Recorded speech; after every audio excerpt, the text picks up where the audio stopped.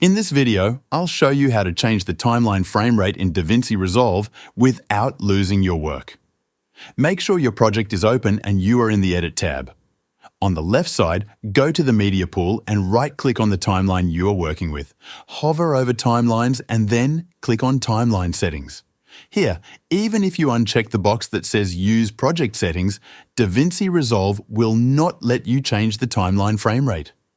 To fix this, go back to the Media Pool, right-click again, hover over Timelines, and this time select Create New Timeline. A new box will open. You can name the new timeline whatever you want. Now uncheck the Use Project Settings box. This will unlock all the timeline options. Click on the Format tab. Here you can change the resolution and the timeline frame rate. Click on the Timeline Frame Rate drop-down and choose the frame rate you want. Once you're done, click on Create. A new timeline will now appear in your Media Pool. Double-click to open the original timeline. Press Ctrl+A to select everything, then press Ctrl+C to copy. Now open the new timeline by double-clicking on it. Then press Ctrl+V to paste everything from the old timeline into the new one.